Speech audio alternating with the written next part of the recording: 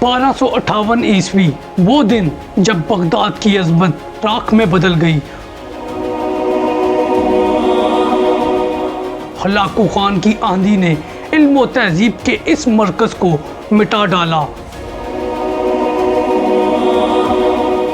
دریائے دجلہ علم کے خزانے سے نہیں، انسانی لاشوں سے بھر گیا۔ لاکھوں نایاب کتب پانی میں بہا دی گئی اور علم صدیوں کے لیے دفن ہو گیا۔ بغداد کی گلیاں معصوموں کے خون اور چیخوں سے لرز اٹھی۔ عباسی خلافت کا تاج ایک ہی دن میں زمین بوس ہو گیا۔ اسلام کا دل بغداد منگولوں کی تلوار سے چیر کر رکھ دیا گیا۔ تاریخ کا وہ لمحہ جس نے امت کو ہمیشہ کے لیے جھنجھوڑ کر رکھ دیا۔ اگر آپ بغداد کا سقوط اور اس سے جڑا تاریخی پس منظر اور بغداد کا تباہ ہونا جاننا چاہتے ہیں تو یہ سب اس ویڈیو میں۔ بغداد وہ شہر جسے کبھی دنیا کی آنکھوں کا تارا مانا جاتا تھا۔ عباسی خلیفہ ابو جعفر منصور نے اس کی بنیاد رکھی اور صدیوں تک یہ شہر علم و فن، فلسفہ اور سائنس کا مرکز بنا رہا۔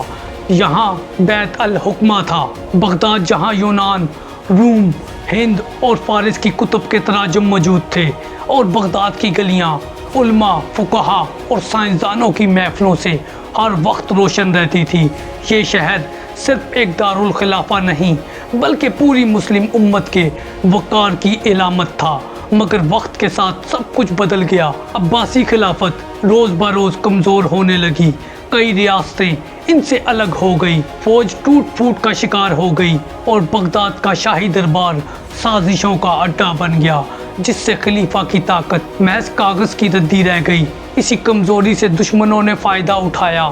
دوسری طرف مشرق سے ایک طوفان اٹھ چکا تھا اور وہ تھا منگولوں کا طوفان۔ اس وقت چنگیز خان کی نسل نے ایشیا کو خون میں نہلا دیا، شہر کے شہر اجاڑ دیے، سلطنتیں زمین سے مٹا دی، اور اب ان کی نظریں بغداد پر جمی تھی۔ تو یہ عظیم دارالخلافہ اپنی بقا کی سب سے بڑی جنگ ہارنے جا رہا تھا۔ چنگیز خان کا پوتا ہلاکو خان، ایک ایسا نام جس نے مشرق کی فضاؤں کو خوف سے بھر دیا تھا۔ وہ نہ صرف ایک منگول سردار تھا بلکہ اپنے دادا کی طرح یعنی چنگیز خان کی طرح سخت دل، بے رحم اور جنگی چالوں کا ماہر بھی تھا۔ اس کی آنکھوں میں ایک ہی خواب تھا، عباسی خلافت کا خاتمہ۔ 1057 عیسوی میں ہلاکو خان نے ایک عظیم لشکر تیار کیا۔ تاریخ بتاتی ہے کہ اس کی فوج 1,00,000 سے زائد جنگجوؤں پر مشتمل تھی۔ یہ صرف منگول گھڑ سوار ہی نہیں تھے بلکہ اس کے ساتھ عیسائی اتحادی بھی شامل ہو گئے تھے، جن میں آرمینیائی اور جارجیائی سپاہی جو مسلمانوں سے اپنے پرانے حساب برابر کرنا چاہتے تھے۔ یوں یہ لشکر ایک آندھی کی طرح بغداد کی طرف بڑھنے لگا۔ ہلاکو خان نے سب سے پہلے قلعہ الموت کو رون ڈالا، جہاں اسماعیلی فدائین بستے تھے۔ پھر اس نے ایک ایک کر کے ایران اور خراسان کے علاقے اپنے زیر نگی کر لیے۔ ہر شہر اس کی گھوڑوں کے سم و تلے راکھ میں بدلتا گیا۔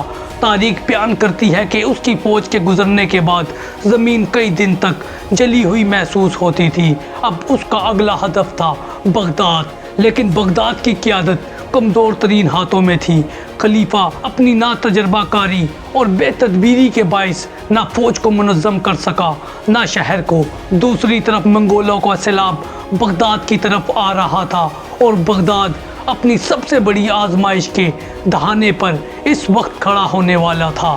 دوستو، جنوری 1258 عیسوی کی ایک صبح جب ہلاکو خان کا لشکر بغداد کے دروازوں تک پہنچ گیا، ایک طرف لاکھوں تیز رفتار گھڑ سوار، دوسری طرف آتش فشاں کی طرح دہکتی منجیقیں اور توپیں تھیں۔ شہر کے باہر منگولوں نے ایسی خندقیں کھودی کہ بغداد بالکل محصور ہو گیا۔ خلیفہ نے آخری لمحات میں سفارتی کوششیں تیز کی مگر اب دیر ہو چکی تھی۔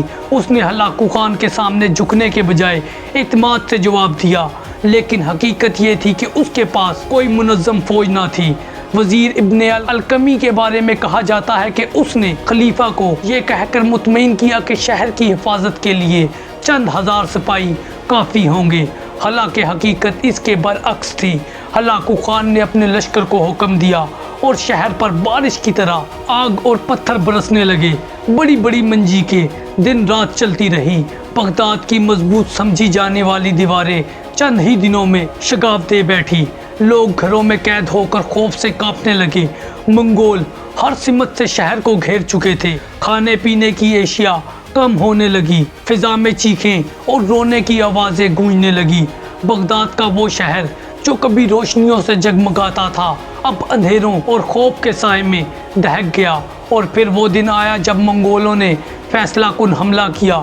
دیواریں ٹوٹ گئیں اور بغداد کے دروازے ہلاکو خان کے خونخوار سپاہیوں کے لیے کھل گئے۔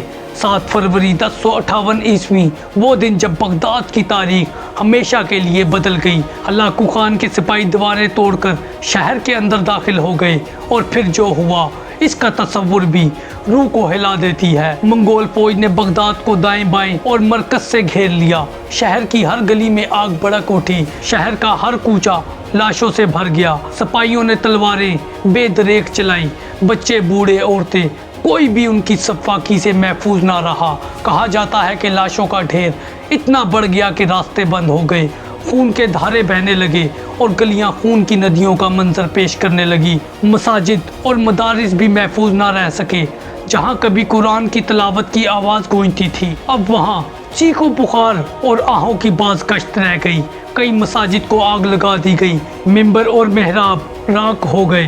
بغداد کے علماء، فقہا اور شورا بھی منگولوں کے قہر کا شکار ہو گئے۔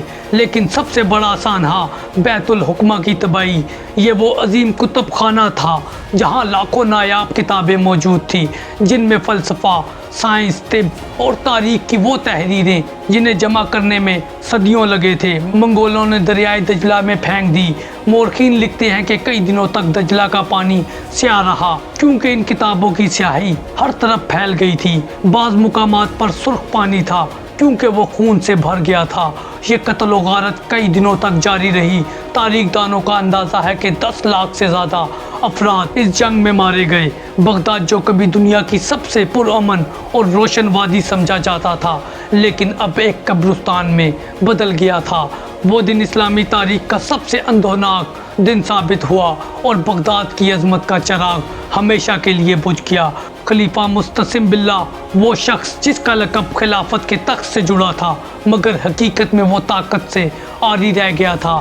جب منگول بغداد میں داخل ہوئے تو خلیفہ کو قیدی بنایا گیا۔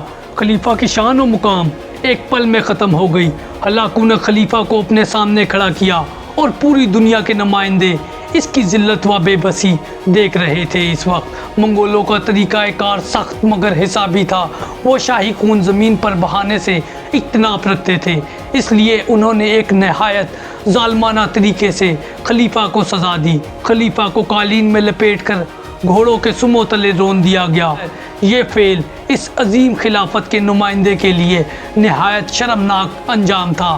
یہ موت محض ایک فرد کی موت نہ تھی، یہ عباسی خلافت کے سیاسی اور روحانی خاتمے کی علامت بن گئی، جو تخت کئی صدیوں سے خلافت کی نمائندگی کرتا رہا۔ آج اس کے ساتھ آخری رسم ادا ہوئی۔ بغداد کے باشندے، علماء اور شورا اس واقعے کے غم میں گم ہو گئے اور ایک دور ختم ہوا اور ایک ایسے خالی پن نے جنم لیا جو صدیوں تک محسوس کیا جائے گا۔